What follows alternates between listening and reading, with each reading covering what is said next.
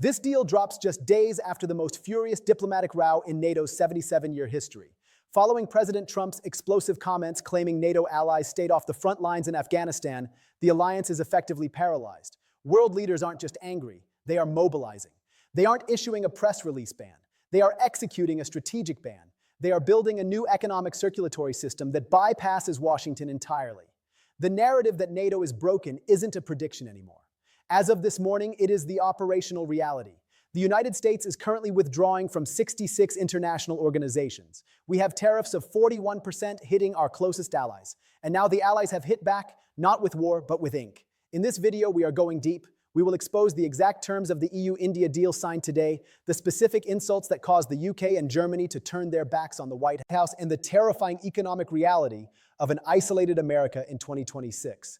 This is the story of how the West divorced the United States. To understand why Ursula von der Leyen and Narendra Modi are smiling in New Delhi today, we first have to understand why Keir Starmer and Boris Pistorius are seething in London and Berlin. The catalyst was not a policy paper, it was an insult. Last Thursday on Fox Business, President Trump made a claim that essentially rewrote the history of the war in Afghanistan. In a bid to justify his isolationist stance and his threats to leave NATO, he stated that America's allies, nations like the UK, Canada, Germany, and Poland, quote, stayed a little back, a little off the front lines, while American troops did the fighting. The diplomatic fallout was instantaneous and nuclear. For the first time in decades, the British Prime Minister publicly rebuked a sitting US president with visceral anger.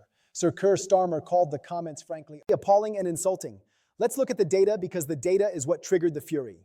The United Kingdom lost 457 service personnel in Afghanistan. Canada lost 158. Germany lost 59. Denmark per capita suffered some of the heaviest casualties of the coalition. These weren't soldiers guarding the rear. They were in Helmand province. They were in Kandahar. They were dying in the same dust as American Marines. German Defense Minister Boris Pistorius didn't hold back. Breaking diplomatic protocol, he went on German public broadcaster ARD and demanded an apology. He said, "It is just not right and it is disrespectful to talk about the death of your allies in that way." To claim something else today is simply not true. This isn't just hurt feelings. This is the disintegration of trust. The Article 5 guarantee, the promise that an attack on one is an attack on all, relies entirely on the belief that the US respects the sacrifice of its allies. When the President of the United States dismisses the blood spilled by British and German soldiers as staying back, he isn't just being rude, he is telling them that their alliance is worthless to him. And the reaction wasn't just words, it was a realization. Europe realized that the Trump storm wasn't weather they had to wait out, it was a climate change they had to adapt to. If the US president doesn't value their blood, he certainly won't protect their borders. This realization accelerated everything. It turned the slow-moving negotiations with India into a frantic sprint. If NATO is broken, and if the transatlantic trade bridge is burning under 25% steel tariffs and 15% auto tariffs, Europe needed a new partner. They looked east and they found the world's most populous democracy waiting for them. So let's look at what happened today, January 27th, 2026. While Washington was arguing about tariffs, Brussels and New Delhi finalized a deal that has been in the works on and off for nearly 20 years. The European Commission calls it the mother of all deals, and the numbers back that up.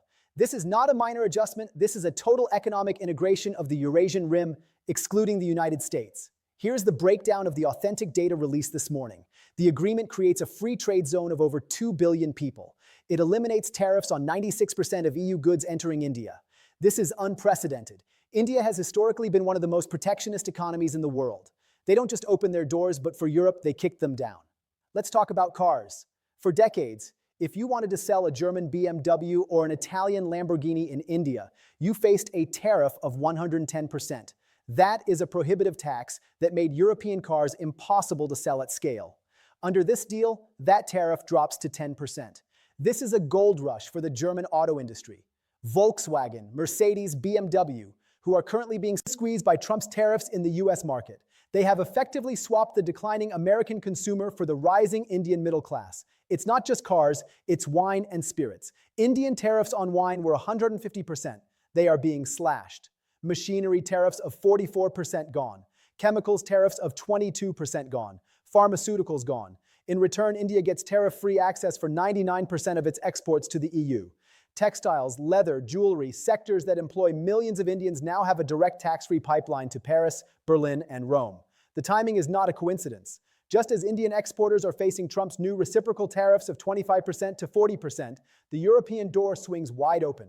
Just as European manufacturers face a 15% wall in the US, the Indian door swings wide open. This is a classic pincer movement. The two largest democracies in the world by population and aggregate GDP are hedging against the instability of the third. Ursula von der Leyen put it bluntly in New Delhi today. We have sent a signal to the world that rules-based cooperation still delivers great outcomes. That signal is directed at one man, Donald Trump. The message is simple. We do not need you to prosper. The title of this video mentions a ban. Now, legally, you cannot kick the United States out of NATO or the WTO easily. But in geopolitics, you don't need a legal eviction notice, you just need to change the locks. And that is what a soft ban is. A soft ban is when allies stop sharing intelligence because they don't trust your president. A soft ban is when trade routes are redrawn to bypass your ports. A soft ban is when the G7 summit becomes a G6+1 where the real decisions are made in the hallway before the American president arrives. We are seeing this happen in real time. While Europe integrates with India, the US is retreating into a bizarre isolation.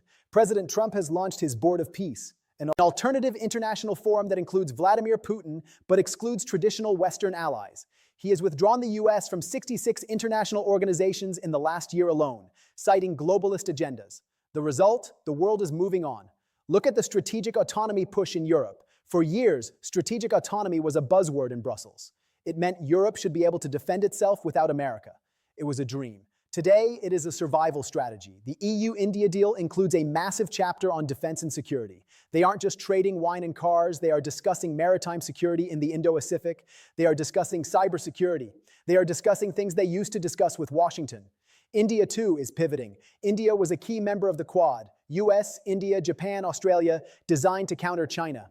But with the US becoming unpredictable, imposing tariffs on Indian goods and threatening visas, India is diversifying. They are betting that a partnership with Europe is safer than a marriage with MAGA. So what does this mean for you, the American viewer, or for the global economy? The isolation of the United States is not cost-free. In fact, it is incredibly expensive. President Trump believes that tariffs will force companies to return to the US. He calls it the Great Rebuilding. And to his credit, he did secure a massive $550 billion investment pledge from Japan in July 2025. But economists warned that these pledges are often paper tigers, promises that evaporate when the economic weather turns bad. The reality on the ground is inflation. When you put a 25% tariff on global imports, prices go up. But the bigger danger is market access. American farmers, soybean growers in Iowa, corn growers in Nebraska relied on export markets. When Europe and India sign a deal that eliminates tariffs between them, American farmers are left on the outside looking in. A French farmer can now sell wheat to India tax-free. An American farmer has to pay a tariff. Who do you think the Indian buyer will choose? This is called trade diversion, and it is the silent killer of economic superpowers. The EU-India deal gives European companies a first-mover advantage in the Indian market of 1.45 billion people. By the time the US wakes up and tries to negotiate its own deal, the shelves will already be stocked with German appliances, French fashion, and Italian food. We are losing the market of the future because we are obsessed with the grievances of the past. By 2030, the EU-India trade corridor is projected to double in volume. Meanwhile, US trade with Europe is projected to shrink by 15% due to the ongoing tariff war. This is the math of decline. You don't lose your superpower status in a single battle.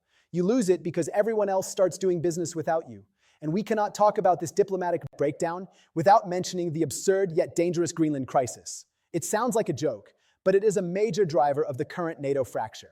President Trump has renewed his interest in purchasing Greenland from Denmark. When Denmark refused again, tension spiked. Trump threatened tariffs on Denmark, a NATO ally. This isn't just about real estate. It's about the Arctic. As the ice melts, new shipping lanes and resources are opening up. The US wants control. But by bullying Denmark, a loyal NATO member, Trump has terrified the rest of the Nordic countries. Sweden, Finland, and Norway are now looking at the US not as a protector, but as a predator. This has pushed the Nordic bloc deeper into the arms of the European Union's defense mechanisms and further away from NATO's US-led structure. It is another brick in the wall of isolation. History will likely look back at January 2026 as the turning point, the moment when the rimland of Eurasia, Europe, and India decided to join hands and close the gate on the Atlantic power. Donald Trump promised to put America first, and in a way, he has succeeded. America is now alone, first in isolation, first in tariffs, but last in the room where the future is being written. The ban isn't official. There is no piece of paper expelling the US from NATO. But when your allies build a new world economy that excludes you, when they sign the biggest deals in history without you, when they demand apologies for your insults to their fallen soldiers, you have to ask yourself, did we leave them or did they leave us? The EU-India deal is signed, the ink is dry, the tariffs are up, the walls are high. Welcome to the new world. It's a furious one. And for the first time in a century, America is flying solo. This is a rapidly developing story. The ramifications of the EU-India deal will take months to fully materialize.